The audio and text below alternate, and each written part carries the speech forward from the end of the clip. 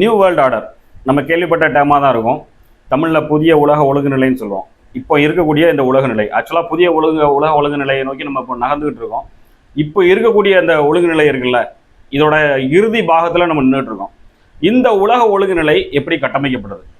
Colony ஆதிக்க போர்கள் தொடங்கி நாடு பிடிக்கும் கொள்கைகளை தொடங்கி இன்று இந்த உலக ஒழுங்கு நிலை கட்டமைக்கப்பட்ட வரைக்கும் தொடர்ச்சியாக கன்சிஸ்டண்டாக இந்த பல ஸ்ட்ராட்டஜிஸை டெவலப் பண்ணி முதலாளித்துவ வர்க்கத்தினர் அந்த ஸ்ட்ராட்டஜிஸ் அப்படியே எக்ஸிக்யூட் பண்ணி ஒரு ஒழுங்கு நிலையை கட்டி அமைச்சு அதை தக்க வச்சு கொண்டு போயிட்டு இருக்காங்க. காலனி ஆதிக்கத்தில் ஆரம்பித்து ஏகாதிபத்தியத்தில் தொடங்கி இன்று இருக்கக்கூடிய நம்ம வாழ்வியல் வரைக்கும் இந்த உலக ஒழுங்கு நிலை அப்படிங்கிறது பொருளாதாரத்தை மையமாக வைத்து கட்டமைக்கப்பட்ட ஒரு ஒழுங்கு நிலையாக இருக்கிறது.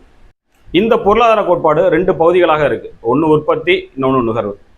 உற்பத்தி நுகர்வை மையமாக வைத்து தான் இந்த உலக ஒழுங்கு நிலையை இயங்குது. நம்ம பார்க்கக்கூடிய போர்கள், ஜாதி மத அடிப்படையிலான பிரிவுகள், சண்டைகள், சச்சரவுகள், இனம், மொழி, நிறம், இந்த மாதிரி எல்லாத்தையுமே எல்லா காரணிகளுமே எடுத்துக்கலாம். இது எல்லாமே இந்த உலக ஒழுங்கு நிலையில் இருக்கக்கூடிய அந்த பொருளாதார கட்டமைப்பை ஸ்ட்ரென்தன் பண்ணுறதுக்காக, அதன் மூலமாக முதலாளிகள் ஆதாயம் தேடிக்கொள்வதற்காக உருவாக்கப்பட்ட விஷயங்கள் தான். இன்னைக்கு நடக்கூடிய போர்களுக்கு பின்னால் எல்லாமே அதுதான் இருக்குது. ஆதி காலங்கள்லேருந்தே போர்கள் அப்படிங்கிறது இன்னொரு நாட்டுக்குள்ளே புகுந்து அந்த நாட்டோட வளங்களை கொள்ளடிக்கிறது, அங்கே உள்ள தங்கங்கள், இந்த மாதிரியான கனிமங்களை மக்கள் பயன்படுத்தக்கூடிய அவருடைய அடிப்படை தேவைகள்லாம் சுரண்டிட்டு வர்றது தான் அன்னையிலேருந்தே போர்களுடைய நோக்கங்களாக இருந்தது. இப்போ அந்த போர்கள் வேற ஒரு எவால்வ்டு ஃபார்ம்னு சொல்லுவோம், ஒரு பரிணாம வளர்ச்சி அடைந்து வேற ஒரு நிலையில் வந்து இன்னைக்கு நிற்குது. இந்த உலக ஒழுங்கு நிலையில் நம்ம சொன்ன அந்த 2 பகுதி இருக்குல்ல, உற்பத்தி, நுகர்வு, இந்த 2க்குள்ளேயுமே ஏகப்பட்ட ஸ்ட்ராட்டஜிஸ் எக்ஸிக்யூட் பண்ணுறாங்க. இந்த 2 ஸ்ட்ராட்டஜிஸ் தான் இன்னைக்கு உலகத்தினுடைய எல்லா விஷயங்களுக்கும் எல்லா நிகழ்வுகளுக்கும் காரணமாக இருக்கிறது. இயக்குனர் ராம் ஒரு 12 வருடங்களுக்கு முன்னதாக ஒரு காணொலியில் அவர் சொன்ன ஒரு விஷயம், தமிழ்நாட்டின் 2 நகரங்கள் சென்னை, கோயம்புத்தூர், இது 2ம் நேரடியாக அமெரிக்காவுடன் இணைக்கப்பட்டிருக்கிறது அப்படிங்கிற ஒரு விஷயத்தை சொன்னார். இந்த 10 ஆண்டுகளில் 12 ஆண்டுகள், அப்போலாம் ஸ்மார்ட் ஃபோன் இந்த அளவுக்கு கிடையாது. இப்போ டெக்னாலஜி இன்னும் அதிகமாக டெவலப் ஆயிடுச்சு. அப்போ நம்ம வந்து 2G ஸ்பெக்ட்ரம் காலகட்டத்தில் இருந்த ஒரு நிலை. இப்போ நம்ம 5Gயில் இருக்கிறோம். நிறைய தொழில்நுட்ப வளர்ச்சிகள், தகவல் தொடர்பு வளர்ச்சிகள். இப்போ உள்ள சூழலில் கிட்டத்தட்ட தமிழ்நாட்டுடைய பெரும்பான்மையான நகரங்கள் அமெரிக்காவுடன் மட்டும் இல்லை, உலகில் உள்ள பல்வேறு நகரங்களுடன், வளர்ந்த நகரங்களுடன் இணைக்கப்பட்டாச்சு. இப்போ இதில் நடக்கக்கூடிய அந்த கல்ச்சுரல் எக்ஸ்சேஞ்சு, எக்கனாமிக்கல் எக்ஸ்சேஞ்சு, இது எல்லாமே நம்ம கருத்தில் கொள்ளப்பட வேண்டிய விஷயங்கள். இதோட சேர்த்து இப்போ இருக்கக்கூடிய தனி மனித வாழ்க்கைகளை ஊடகங்கள் மூலமாகவும் சினிமாக்கள் மூலமாகவும் மனசில் விதைக்கப்படக்கூடிய விஷயங்கள், ஒரு லக்ஸுரியஸ் லைஃப்பை நோக்கி நகர்றது, மணி இஸ் ஆல்வேஸ் அல்டிமேட் அப்படின்னு சொல்லக்கூடிய அந்த கான்செப்ட், பணம் ஈட்டுதல், பணம் இருந்தால் எல்லாமே வந்துடும் அப்படிங்கிற ஒரு நிலைப்பாடு, மரியாதையை பெற்றுத்தரக்கூடியது கூட பணமாகத்தான் இருக்குது அப்படிங்கிற மாதிரியான ஒரு சூழல். அப்போ இதை தொடர்ந்து மக்கள் பணத்தை தேடி ஓட ஆரம்பிக்கிறாங்க. குறிப்பாக 1 வருஷம் 2 வருஷத்துக்குள்ள நிறையா சம்பாதிச்சு குறைந்தபட்சம் ஒரு வீடு, ஒரு காரு, மாதம் ஒரு 50,000 செலவு பண்ணுறதுக்கான ஒரு சூழல் இதை உருவாக்கணும். நமக்கு இல்லாட்டியும் நம்ம அடுத்த தலைமுறை நம்ம பட்ட கஷ்டங்களை படாமல் கொஞ்சம் சொஃபிஸ்டிகேட்டடாக அவங்க வாழணும் அப்படிங்கிற ஒரு எதிர்பார்ப்பை நோக்கி இந்த பணத்தேடல் இப்போ போய்கிட்டு இருக்கு. இது எல்லா பக்கமும் தொடங்குது. ஒரு சின்ன காய்கறி கடையில் ஆரம்பித்து, மெக்கானிக் ஷாப்பில் ஆரம்பித்து, ஒரு மல்டிநேஷனல் கம்பெனி வரைக்கும் இந்த உளவியல் அப்படிங்கிறது ஒரே மாதிரியாக இருக்குது. இந்த உளவியல் எப்படி கட்டமைக்கப்பட்டது? இந்த உற்பத்தி அப்படிங்கிற விஷயங்களுக்குள்ளே இருக்கக்கூடிய ஸ்ட்ராட்டஜிஸ், அந்த ரா மெட்டீரியல், அது தொடர்பான திருட்டுகள், எக்ஸ்ப்ளோரேஷன்ஸு, கனிம வளங்களை எடுக்கிறது, இது வந்து இண்டஸ்ட்ரியலைஸ் ஆகிறது, அங்கே வந்து அது ஒரு பொருளாக உருவாக்கப்படுறது, அதில் இருக்கக்கூடிய முதலீடு சார்ந்த விஷயங்கள், அதற்கு பின்பாக அது அங்கேருந்து வெளியே வந்து மார்க்கெட்டை நோக்கி நகர்றது. அந்த மார்க்கெட்டை நோக்கி நகர்றதுலேருந்து நுகர்வு ஸ்டார்ட் ஆகுது, கன்சியூமரிசம்.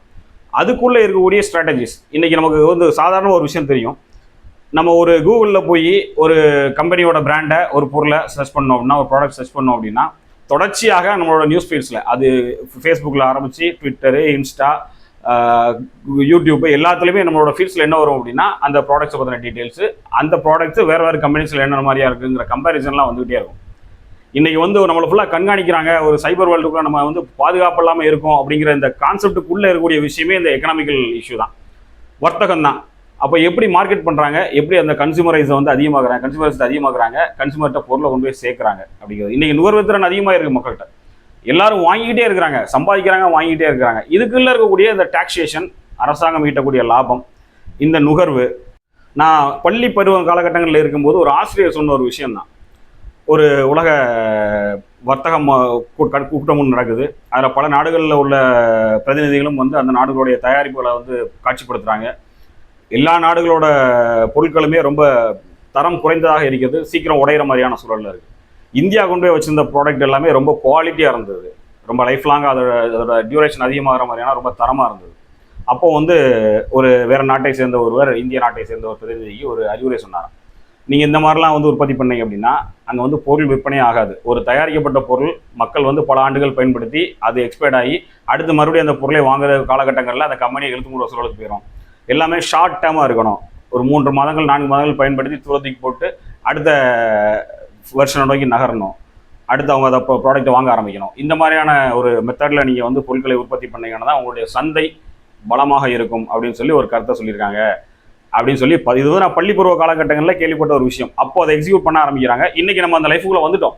இன்றைக்கி நம்ம எந்த பொருளையும் குறுகிய காலத்தில் பயன்படுத்தக்கூடிய மாதிரியாக தான் வாங்குகிறோம். அப்புறம் அதை தூக்கி போடுறோம். ஈவன் மொபைலாக இருந்தால் கூட 3 to 6 மாதங்கள் அதிகபட்சம் 1 வருஷம் பயன்படுத்துகிறோம். இந்த பெரிய பிராண்டடாக வாங்குறவங்க ரொம்ப இன்வெஸ்ட் பண்ணிட்டோமே அப்படிங்கிறதுனால 3-4 வருடங்கள் பயன்படுத்துவாங்க அதிகபட்சம்.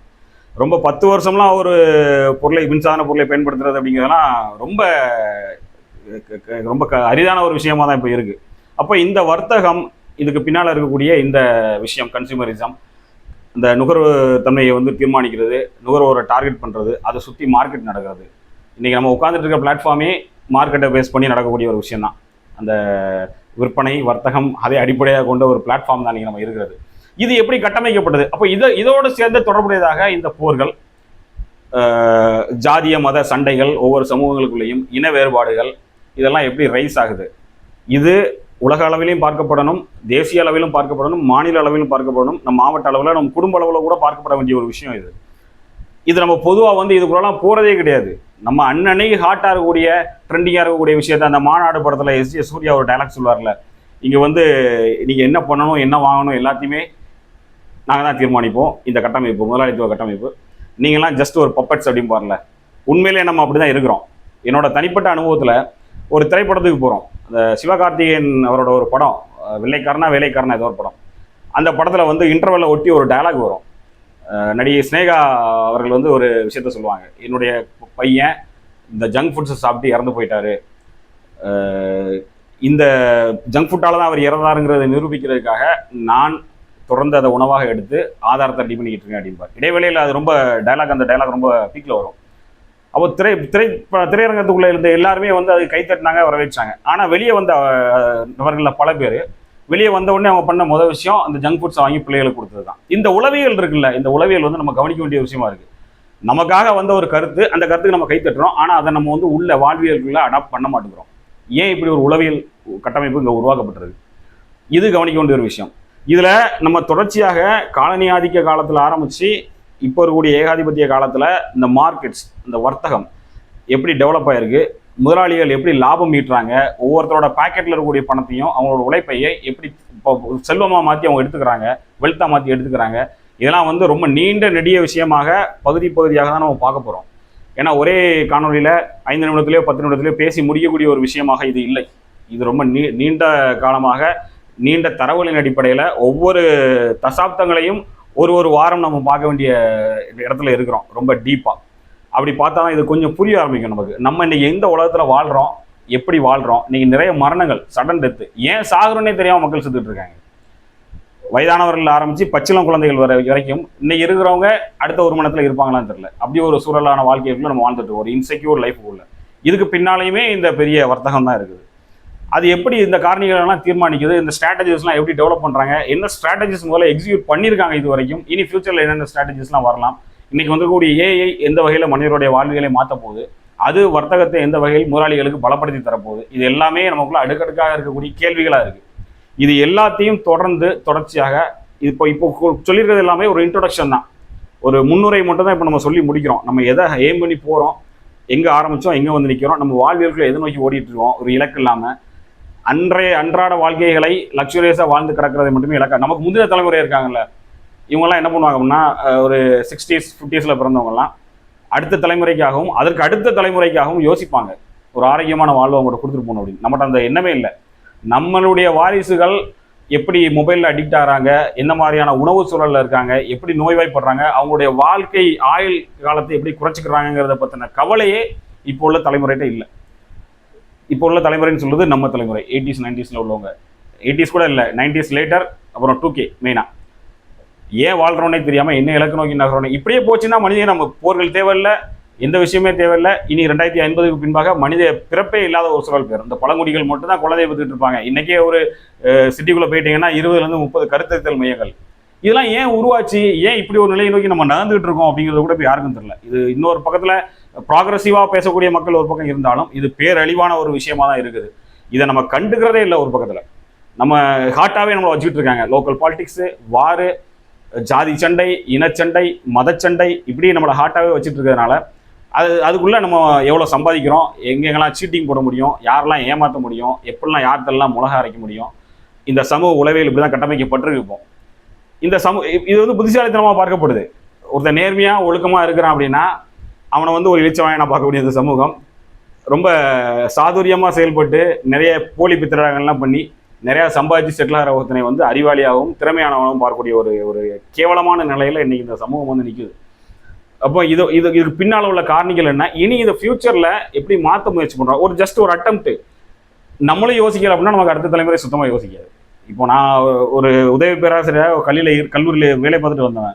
ஒரு இளைய தலைமுறையோட உளவியலை பார்த்துட்டு வந்தேன் ஒரு 4-5 மாதங்கள். ரொம்ப வித்தியாசமாக இருக்குது. தாய் தந்தைகள் மீது அக்கறை இல்லாத ஒரு சமூகமாக இது இருக்குது. அன்புன்னா என்ன, அரவணைப்புனா என்னன்னு தெரியாமல் ட்ரக் யூஸ் பண்ணுறாங்க, குலிப் யூஸ் பண்ணுறாங்க, லக்ஸுரியஸாக லைஃப் என்ஜாய் பண்ணுறாங்க, மற்ற எக்ஸட்ரா பலான மெட்டர்லாம் ரொம்ப இன்வால்வ் ஆகுறாங்க. அதுதான் வாழ்க்கைங்கிற மாதிரி, உலகங்கிற மாதிரி அதுக்குள்ள சுருங்கிடுறாங்க. அது தெரிந்தும் அவர்களை கட்டுப்படுத்த முடியாத ஒரு சூழலில் பெற்றோர்கள் உட்கார்ந்துட்டு இருக்காங்க.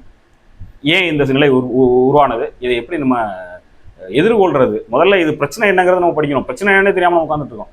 பிரச்சனையை படித்தாதான் பிரச்சனைகளுக்கான தீர்வுகள் என்னங்கிற விவாதம் பொதுத்தலங்களில் எழும். ஒருத்தரே இந்த பிரச்சனைக்கு சொல்யூஷன் சொல்ல முடியுமானா முடியாது. பொதுத்தலங்களில் இது விவாதமாகணும், பொதுத்தலங்களில் இது பேசப்படணும். பேசப்பட்டு அது சம்மந்தமாக இருக்கக்கூடிய பல அறிஞர்கள், ஆய்வாளர்கள்லாம் வந்து இதுக்குள்ளே டீப்பாக இறங்கி ஏன்னா இதை மக்கள் ரெகனைஸ் பண்ணணும். நிறைய பேர் பேச தயாராக இருக்காங்க. மக்களை என்னடா இது தேவையில்லாத பேச்சு, இதெல்லாம் நமக்கு தேவையா, நம்ம இன்னைக்கு லைஃப்பை நம்ம பார்த்துட்டு போவோங்கிற அந்த மனநிலை இருக்குல்ல. கண்டிப்பாக உங்களுக்கு மரணம், இந்த காணொலியை பார்த்துட்டு இருக்கிற ஒவ்வொருத்தருக்கும் சொல்கிறேன், நம்ம எப்போ சாவோங்கிறதே தெரியாத ஒரு சூழலில் உட்காந்துருவோம். சடன் டெத்ஸ் இன்னைக்கு, நாளைக்கு வாழ்க்கை கேள்விக்குறியான விஷயம். இதை மாற்றி அமைப்பதற்கான ஒரு முயற்சி, அதை நோக்கிய ஒரு படிப்பினைகள், ஒரு தேடல், வரலாற்று தேடல் தான் நம்ம இங்கே தொடர்ந்து கொண்டு போகிறோம். ஸோ இன்னைக்கு பேசியிருக்குதுங்கிறது ஒரு இன்ட்ரோடக்ஷன், முன்னுரை தான். நம்ம ஆரம்பிக்க போகிறது இது கொஞ்சம் கம்பேரிட்டிவாக தான் போவோம். நம்ம 15ஆம் நூற்றாண்டுகளில் உள்ள விஷயங்களை பேசுவோம், திடீர்னு 21ஆம் நூற்றாண்டு அதில் லிங்க் பண்ணுவோம். 16ஆம் நூற்றாண்டை பற்றி பேசுவோம், 19ஆம் நூற்றாண்டில் உள்ளதை லிங்க் பண்ணுவோம். சுதந்திர போராட்டங்கள் பற்றி பேசுவோம், இப்போ இருக்கக்கூடிய அரசியலை மிக்ஸ் பண்ணுவோம். இது கொஞ்சம் காம்ப்ளிகேட்டாக தான் இருக்கும். ஆனால் என்னென்னா கொஞ்சம் டீப்பாக நம்ம யோசிக்க ஆரம்பிச்சோம்னா இது கொஞ்சம் புரிய ஆரம்பிக்கும். அதனால் கொஞ்சம் தொடர்ந்து இணைந்திருங்கள், பேசுவோம், கருத்துக்களையும் பகிருங்கள். ஏன்னா கருத்துக்கு பரிமாற்றங்களில் தான் நிறைய ஐடியாஸ் கிடைக்கும். அதையும் பண்ணுங்கள்.